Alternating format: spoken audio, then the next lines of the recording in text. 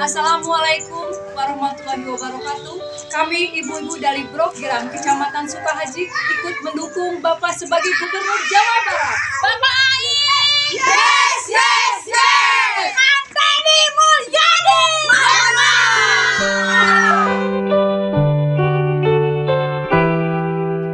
Semoga Allah selalu membimbingmu dan biarlah angin menuntun langkahmu.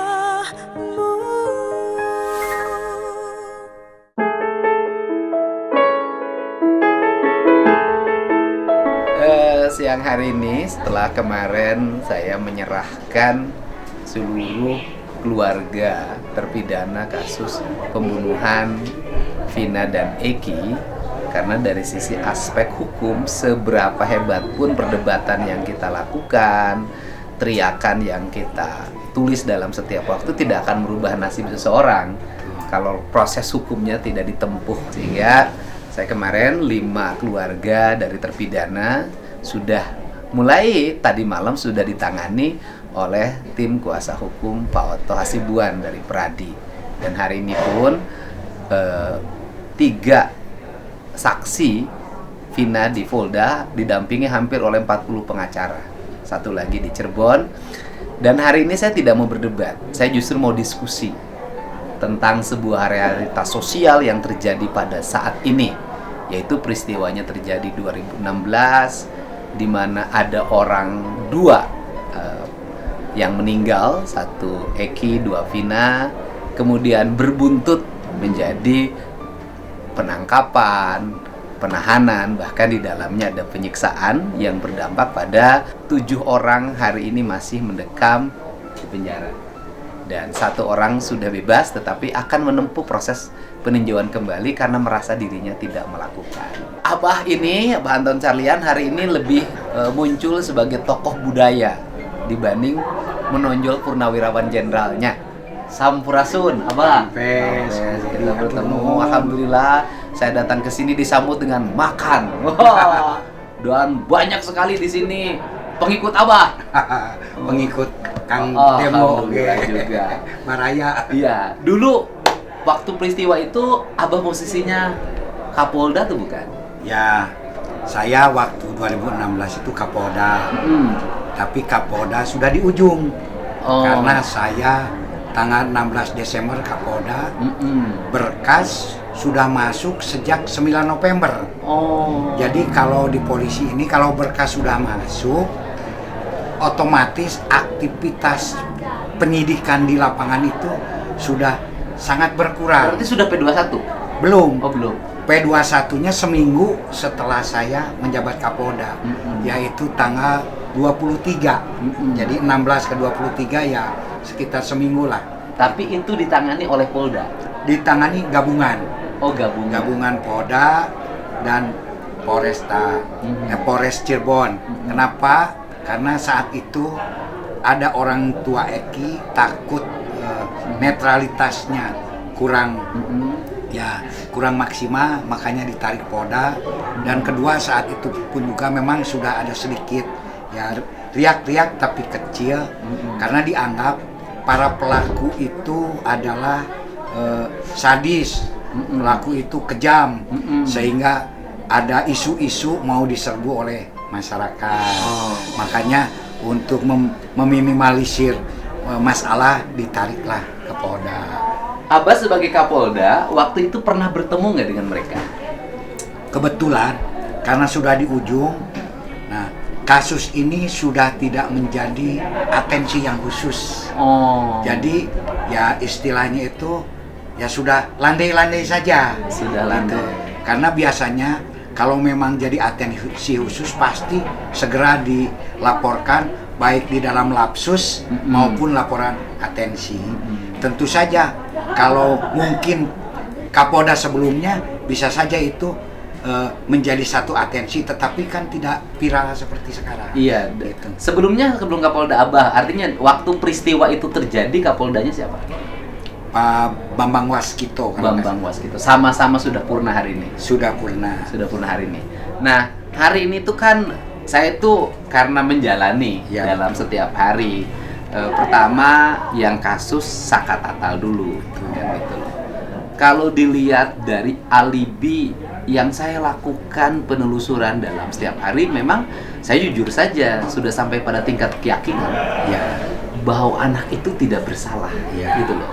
Boleh kan kita punya keyakinan, karena saya ketemu A, ketemu B, ketemu C, dibikin rekonstruksi, semuanya nyambung dan tidak direncanakan, dan semua mengatakan Saka Tatal itu Pak malam minggu memang di sini bonceng motor ke sini, saya ikutin masuknya kemana sampai kemudian ke bengkel, saya nanya bengkelnya memang sini, saya nanya lagi orang patah kakinya, ditanya memang Saka Tatal malam minggu itu bareng kita tanggal 27, bahkan mereka itu pada waktu lewat tuh melihat ya, ada peristiwa itu. Nah, itu. Terus yang kedua, yang kasus kalau saya sama Rivaldi belum pernah ketemu sama keluarganya. Kasus yang 5 orang ini, yaitu yang 5 orang juga alibinya menurut saya kuat banget. Alibinya itu adalah bahwa pada malam minggu itu mereka sebelum maghrib nongkrong depan SMP 11, setelah itu geser ke warung Bu RT minum ciu gitu loh. Dari warung Bu RT geser ke rumah siapa Andi atau Adi itu, ke rumah ke situ. Setengah 11 mereka tidur di rumah anaknya Pak RT. Dan semua saksi hari ini yang dulu mengatakan bahwa mereka tidak tidur di situ sudah mencabut tidur di situ, tinggal 2, Pak RT dengan anaknya. Nah, ini tapi kan kalau putusan sudah terjadi, bagaimanapun kata putusan salah, aspek hukumnya jelas nggak bisa dong keluar ya. Sudut pandang Abah sebagai orang Purna Bintang 2, kemudian yang dituakan hari ini dari sisi penglihatan, bukan hanya sebagai mantan penyidik, penglihatan sebagai orang yang bijak menyelesaikannya gimana sih andai kata mereka tidak bersalah selain PK gitu. baik. Ini kalau kita berbicara penyidikan, apapun juga penyidikan. Karena penyidikan ini adalah harus berdasarkan fakta. Dan saya sangat setuju juga dengan Kang Deddy. Di dalam penyidikan kita tidak boleh menyimpulkan. Nah, karena kenapa? Dari sisi versi mana kita melihat? Kita tidak boleh melihat dari satu sisi versi. Kalau kita lihat dari sisi versi korban, pasti istilahnya pelaku yang salah. Kalau kita lihat dari sisi pelaku, pasti polisi yang salah. Makanya ini di dalam penanganan satu perkara, polisi ini pasti akan masuk kepada manajemen konflik. Karena ada yang pro, ada yang positif, ada yang negatif. Makanya ada 5 alat bukti yang sah. Hanya, mohon maaf, kalau kesaksian pasti itu sangat-sangat rentan sekali. Iya. Dari pengalaman saya beberapa puluh kasus pembunuhan, kebanyakan para pelaku pembunuhan itu sampai sidang pun juga tidak mengaku. Termasuk Jessica tidak mengaku. Kemudian masalah Cak Munir juga tidak mengaku. Kenapa? Karena itu namanya kesaksian mahkota, itu subjektif. Pasti akan membela dirinya. Oh iya. Pasti akan membela dirinya. Nah itu. Nah, kemudian makanya harus ditengahi. Iya. Ditengahinya itu ya dengan apa? Physical evidence. Physical evidence itu apa? Bukti mati. Bukti mati itu apa? Alat-alat bukti, ada visum dan lain-lain. Nah, nanti dikuatkan dengan saksi ahli. Kan bukti mati nggak bisa bicara, visum nggak bisa bicara. Ada dokter ahli. Dok, apa artinya? Ada forensik. Forensik apa artinya? Nanti diterangkan. Nah, untuk menyambungkan ini ada yang namanya petunjuk. Dan sekarang itu tidak ada pengakuan. Ada juga setelah KUHP yang baru ini keterangan saksi, keterangan tersangka. Dan tersangka pun juga boleh punya hak ingkar. Hak ingkar untuk ya tidak mengakui. Nah, di sini. Jadi kalau kita lihat itu bagaimana kita tidak boleh berkesimpulan. Polisi pun juga tidak boleh berkesimpulan. Karena di sini polisi itu hanya koki, juru masak. Iya. Nah, juru masak bagaimana kesaksian tersangka, bagaimana kesaksian saksi, bagaimana hubungannya dengan alat bukti. Hanya di sini bahwa peristiwa pembunuhan itu telah terjadi, yang diawali dengan penganiayaan. Dari mana itu bisa dibuktikan? Salah satu saksi yang kemarin yang namanya Pak Suroto, yang menggotong korban di TKP pertama kali di Jalan Raya, TKP ketiga, juga menjadi saksi ketika terjadinya eksekusi di Gang Bakti. Nah, salah satu pelaku yang ada di dalam itu justru yang membawa, kamu mengeksekusi pakai apa? Salah satunya itu Pak pakai balok. Baloknya di mana? Ternyata baloknya masih ada di Gang Bakti. Diambillah baloknya. Nah, makanya di sini pasti ada para pelaku di sana. Dan para pelaku itu saat itu pun juga bukan siapa-siapa yang menunjukkan, tapi dari mereka-mereka sendiri, saksi mahkota, saling menunjuk. Nah, saling menunjuknya itu yaitu ya didapatlah saat itu 11 orang. Tapi yang dapat diketemukan adalah 8 orang saat itu. Nah, salah satu pelaku yang belum tertangkap saat itu juga sebelum dicabut keterangannya, mereka sepakat ada yang namanya PS, digerebeklah rumahnya, alias Perong, alias Robi. Nah, yang sekarang ini tertangkap. Nah, di sini adanya petunjuk-petunjuk dan lain-lainnya, kita sendiri tidak boleh menyimpulkan. Tidak bisa menyimpulkan. Polisi hanya menyajikan masakan saja. Tentu saja kalau itu salah tangkap, hal yang sangat akan memberikan pengaruh besar pada eksistensi kepolisian. Sehingga di sini pun juga kita perlu hati-hati dan kita pun juga perlu mendengar suara-suara masyarakat.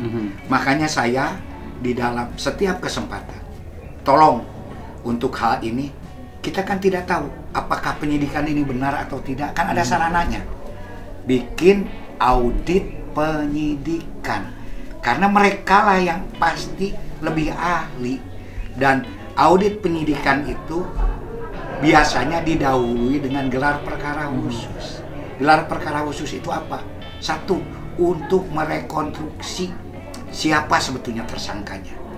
Apakah betul tersangka yang sekarang ini sudah tepat? Nah, kedua, juga merekonstruksi saksi. Ketiga, merekonstruksi juga alat-alat bukti apa sudah tepat. Karena di visum itu disebutkan kematian yang wajar akibat trauma benda tumpul, tetapi tidak ada luka tusuk. Nah, ini pun juga harus dipertanyakan. Nah, betul tidak? Sementara ada alat bukti di sana itu, salah satunya itu pisau dan mandau. Nah, kenapa tidak masuk dalam pisau? Nah, ini pun juga kan rekonstruksi alat bukti, termasuk rekonstruksi TKP. Betul nggak? Siapa berperan apa? Nah, nanti akan ditentukan. Nah, jadi seandainya kita ingin melihat harus bulat, tidak bisa dari satu sisi versi para terdakwa saja, terpidana, tapi harus juga saksi dari korban. Nah, cuman sekarang ini ada saksi-saksi yang dianggap kualitasnya itu bagus, justru dilindungi oleh LPSK. Ada 4 orang. Ada 4 orang. Nah, ini kan tidak bisa kita sentuh. Bahkan pertama kali pun juga sudah saya tanyakan ke Pak Polda Jabar, Dek, awas loh, ini udah jadi atensi publik loh. Ini bahaya loh. Sudah yakin belum menangkap PS ini? Sudah yakin belum yang tersangka itu? Kami sudah yakin. Apa alasan kamu yakin? Ya karena kita punya saksi yang punya kualitas yang tinggi seperti PS. Dari mana kualitas tinggi? Saya bilang itu Pak, itu temennya Pak, temen dari SD SMP, makanya disitalah ijazahnya. Ya, yang salah satu tersangka di dalam itu yang sampai sekarang memang ada yang 5 bertentangan, tetapi yang 4 menunjukkan bahwa mereka pelakunya. Saya tidak berada di mana-mana. Polisi silakan jadi juru masak yang baik, biar nanti hakim yang menentukan. Dan memang seandainya mereka pun ingin berupaya ya, saya kasih satu solusi. Kalau upaya untuk Tata siapa namanya? Saka Tata, karena sudah inkrah itu bisa melalui tadi betul peninjauan kembali. Karena sudah kasasi itu tiga ranah tingkat pengadilan. Silakan temukan nopum baru itu bukti-bukti baru yang menguatkan yang bersangkutan. Nah, kedua, kalau untuk PS, nah PS ini kan sudah ditetapkan tersangka, sudah ditangkap, sudah ditahan. Kalau ingin membebaskan PS harus lewat jalur hukum pra-peradilan. Karena polisi sekarang tidak bisa. Karena pra-peradilan itu untuk menguji apakah sah tidak penetapan tersangka, apa sah tidak penangkapan, penahanan, dan lain-lain termasuk penghentian penyidikan. Nah, kecuali nanti dari jaksa begitu masuk, ini kurang, polisi kalau memang tidak cukup bukti akan menghentikan dengan sendirinya penyidikan. Ya, yang pertama kita memberikan apresiasi ya, walaupun juru masaknya juru masak terakhir. Ya. Ketika sudah seminggu lagi harus P21. Ya. Kan, artinya berani untuk muncul ke permukaan dalam situasi publik dengan badai yang sangat tinggi. Kita apresiasi ini, Pak Anton Carlian, Abah, orang Tasik, berani menjawab seluruh pertanyaan orang, berani tampil di televisi dalam posisi sudah purna dan jarang dilakukan orang. Ini sikap kesatria yang harus kita hormati. Tetapi ada beberapa hal pertanyaan yang ini barangkali mewakili publik di sini. Harus juga ditampung. Yang pertama adalah bahwa pembunuhan itu tidak perlu pengakuan. Ya. Yang penting alat bukti. Betul. Yang diuji secara sains. Ya, betul. Pertanyaannya adalah, kalau tidak perlu pengakuan, kenapa mereka dituntut untuk mengaku dengan disiksa?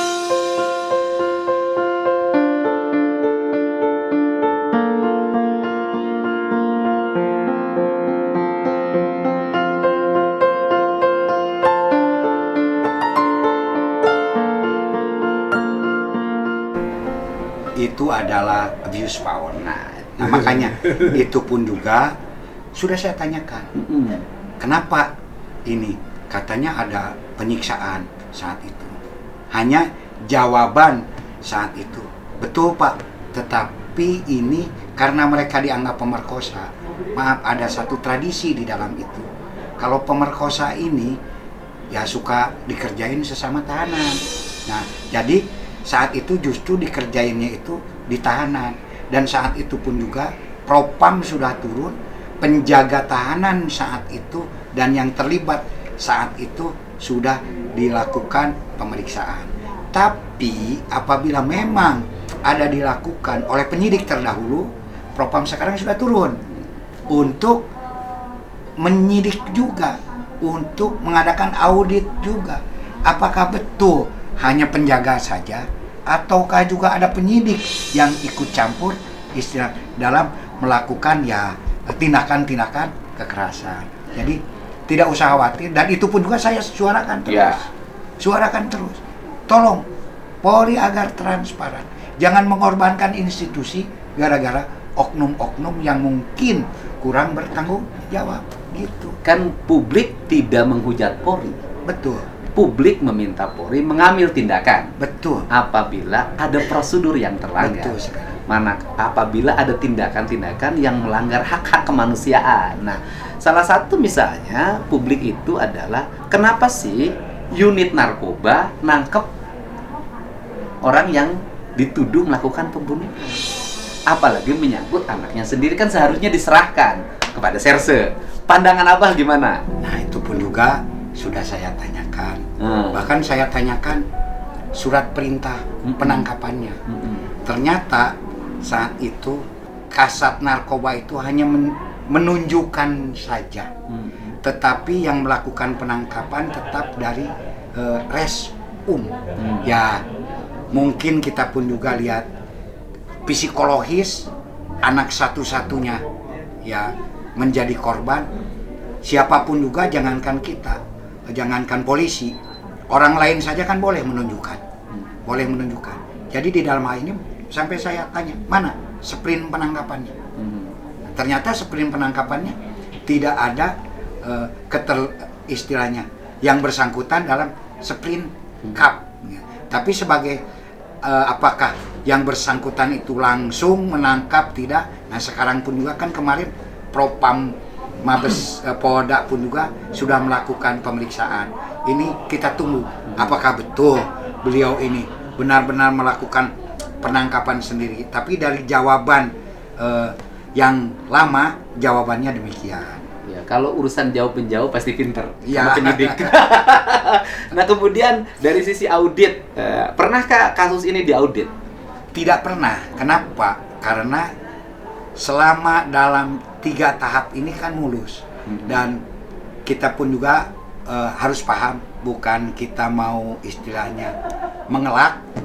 Saya walaupun nanti kalau ada kesalahan, kemudian di masa saya itu kesalahan saya tetap siap bertanggung jawab.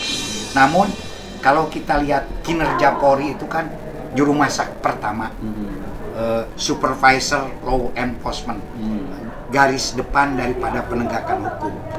Kerja Polri itu hanya sampai P21. Jadi ketika tanggal 23 Desember itu sudah cukup. Kemudian ranah peradilan sampai terakhir itu mulus-mulus saja, tidak ada apa-apa. Sehingga dengan demikian tidak dilakukan audit penyidikan. Dan karena sekarang sudah inkrah criminal justice system itu adalah 3 pelaku di dalam penegak hukum di Indonesia, yaitu polisi, jaksa, dan hakim sudah bekerja. Tidak cukup dengan audit investigasi, tapi harus melakukan eksaminasi atau legal annexation katanya, bahasa gayanya. Apa itu legal annexation itu atau eksaminasi? Menguji apakah dakwaannya benar atau tidak, menguji apakah keputusannya juga benar atau tidak. Karena di sini polisi dengan jaksa ini partnership. Jaksa punya kewenangan juga yang luar biasa. Kalau misalkan pasalnya salah saja, jaksa bisa menegur polisi. Pak polisi, Pak penyidik, ini pasalnya kurang loh. Pak penyidik, ini DPO harus ditangkap. Pak penyidik, ini alat buktinya harus ditambah. Nah, jaksa punya kewenangan di sini. Nah, makanya audit investigasi ini sebaiknya biar adil ya eksaminasi. Nah, kemudian bicara pertama ya, yang saksi Pak Suroto dan kemudian ke DPO. Saksi Pak Suroto itu berubah-ubah. Ya. Jadi ketika ditanya oleh Ainews, jawabannya begini. Ketika ditanya oleh saya, jawabannya berbeda, kan itu. Kemudian ketika ditanya oleh saya adalah dia lagi piket di polsek, datang orang memberitahu ada orang yang meninggal. Setelah itu dia bareng petugas melihat, kemudian mengangkat ke mobil, diantar ke rumah sakit. Kan itu. Berbeda dengan di Ainews. Saya lihat wajahnya juga agak beda. Kayak labil, kayak tidak meyakini apa yang disampaikan, itu pertama. Terus yang kedua, urusan dengan tadi kan misalnya dipukul dengan balok di gang. Nah, di dakwaan dan di tuntutan itu kan ada yang mengangkutnya pakai motor. Betul. Ya kan, 2 orang. Ya. Kan? 2 orang. Kemudian mereka jadi DPO. Ya. Tetapi Polda hari ini kan menganulir kedua DPO ini sehingga hanya sampai pada Peggy, dan Peggy pun nanti dibuktikan dia salah atau benar kan gitu. Kalau alibinya sangat kuat bahwa dia tidak berbuat, alibi ya. Nah, otomatis kalau kemudian Polda menganulir kedua DPO ini tidak ada, berarti yang ngangkut korban dari gang itu kemudian ke flyover juga tidak ada dong. Kalau seperti itu berarti dakwaannya fiksi. Pendapat Abah gimana pendapat Abah? Baik, ini ada 3 hal. Saya jawab dulu masalah DPO. Ya. Justru DPO ini menjadi salah satu kesulitan penyidik. Kenapa? Karena mereka saksi mahkota. Saksi mahkota itu apa? Saksi dari para pelaku.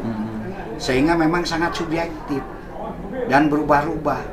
Sehingga untuk menerangkan seperti saudara Andi saja, si A menerangkan Ika rambutnya, si B menerangkan lurus, si C menerangkan keriting, si B menerangkan. Nah, sehingga tidak bisa disimpulkan satu kesimpulan yang signifikan karena berubah-ubah seolah-olah mengaburkan. Sehingga untuk sementara yang dari 3 itu menjadi 1. Nah, kedua, masalah peran. Nah, di sini kan ada, makanya di gelar perkara khusus itu ada rekonstruksi ulang. Siapa sebetulnya yang berperan untuk mengangkut tersebut? Tapi yang jelas kan korban itu kan sampai ke tempat dari TKP 2 di Jalan Bakti di Gubuk ke ya dekat lampu itu di tengah jalan gitu kan sampai. Nah, itu harus direkonstruksi ulang. Siapa sebetulnya? Yang jelas nyampe. Kalau nyampe ke sana berarti ada yang ngangkut. Kan begitu. Nah, ketiga, kesaksian Pak Suroto ini berubah-ubah. Saya sudah sampaikan. Kesaksian hidup ini sangat rawan siapapun juga. Makanya saya selalu menyampaikan ke pihak penyidik agar lebih dipertajam bukti mati atau physical evidence. Termasuk untuk alibi. Saya bilang, kenapa semua mengaku alibinya tidak ada di tempat? Kita kan sekarang ini zaman IT yang sudah super canggih. Kumpulkan itu semuanya, nomor HP saat itu antara jam mungkin jam 9 Ya, jam 9, jam 10. jam 10 sampai jam 11. Para pelaku ini ada di mana? Itu BTS-nya itu akan menunjukkan. Jadi tidak perlu pusing untuk menentukan waktu dan alibi. Saya pernah di sini juga pada kasus Budi. Di sini karena ada ya mungkin yang kesulitan, saya sampai datang ke Washington, Pak. Jadi, sampai kerjasama dengan FBI dan alhamdulillah bisa didapatkan. Gitu kan. Jadi kita harus bekerja keras. Iya. Nah, termasuk ini pun juga apakah terjadi pemerkosaan? Apakah terjadi penusukan? Kan belum ada. Darah itu bisa diperiksa dengan forensik DNA. Iya, betul. Itu kan bisa jelas apakah betul itu darah korban atau kalau darah korban berarti ada penusukan. Seluruh aspek sains yang harus dipenuhi itu apakah dipenuhi tidak oleh penyidik waktu itu? Tidak. Kenapa tidak? Saya tanyakan juga. Karena bukan saling melempar. Iya. Pembuktian saat itu sudah cukup. Pembuktian saat itu sudah cukup adanya kesesuaian karena untuk keyakinan hakim itu alat bukti yang cukup. Alat bukti yang cukup itu di dalam KUHP itu 2 alat bukti, minimal 2 alat bukti tambah 1 keyakinan hakim. Nah, di sini menganggap udahlah kan pakai forensik itu mahal. Betul, sangat mahal. 1 tetes aja zaman saya tahun 2000 2,5 juta. Nah, mungkin sekarang bisa saja 25 juta 1 tetes itu. Ini harus berapa tetes gitu kan. Sehingga mereka ya cepat puas karena polisi biasanya kalau sudah P21 dari jaksa itu udah nggak mau pusing gitu kan. Nah, kemudian kan terakhir nih, kalau dari seluruh rangkaian ini kan pertama kesaksian berubah. Hari ini banyak yang mencabut kan. Yang kedua, seluruh sains ternyata tidak terpenuhi. Belum terpenuhi belum dipenuhi. Yang akhirnya memutus waktu itu hakim berdasarkan keyakinan. Berdasarkan alat bukti. Andai kata bahwa kemudian mereka itu bukan pelaku karena diponis hanya berdasarkan keyakinan hakim. Eksaminasi bisa dilakukan tidak? Sekarang juga sudah bisa dilakukan. Bahkan saya mengusulkan bisa dari para pengacara terdakwa, silakan usulkan eksaminasi, dan eksaminasi itu ada 2 Pak. Jadi satu pengetahuan baru nih, eksaminasi internal. kalau mereka sadar kayak Polri sekarang, Ya. langsung saja audit dan eksaminasi publik Iya. yang diminta oleh publik Ya. bahwa ini diperkirakan adanya kejanggalan. Ya. Nah, mintakan kalau perlu, gitu. Diajukan ke siapa? Diajukan ke kejaksaan, diajukan ke Oke. pengadilan. Pengadilan. Itu dengan bukti-bukti yang bisa kita dapatkan. Iya. Gitu. Nah, ini yang dimaksud bicara dengan orang yang punya pengalaman, orang yang ahli dan orang objektif. Saya lihat objektif itu satu sisi tetap mempertahankan aspek-aspek yang pernah dilakukan berdasarkan standar Polri, tapi sisi lain juga membuka ruang untuk orang melakukan sesuatu berdasarkan konstitusi. Jadi, setelah PK dilakukan oleh keluarga atau oleh para terpidana, nanti yang dilakukan berikutnya kita akan meminta Pak Oto Hasibuan dan tim Ya, untuk melakukan eksaminasi. ya eksaminasi. Nah, agar ruangnya tidak ruang terus-terusan bertengkar. Betul. Ruang ada menjadi ruang panggung, harus ada ruang yang ditempuh. Betul. Jadi saran ini dari Abah nih, Abahnya Galunggung adalah lakukan eksaminasi agar publik mendapat kepuasan berdasarkan undang-undang. Ya, betul sekali. Begitu, Pak? Ya, Ada kami- pesan, Pak? Silakan. Ya, saya kira di dalam hal ini tolong agar kita tidak berpendapat liar apabila semua masyarakat, rekan-rekan ingin membantu penyidikan ini dengan hati yang tulus. Tolong yang dulu mungkin belum pernah melihat atau tidak berani mengatakan, sekarang kan sudah dibuka hotline, baik terbuka maupun tertutup. Apapun juga kita sepakat bahwa masalah ini harus dibuka. Ya. Dan kemampuan Polri pun juga sangat terbatas. Nah, untuk itu mohon bantuan dari seluruh masyarakat.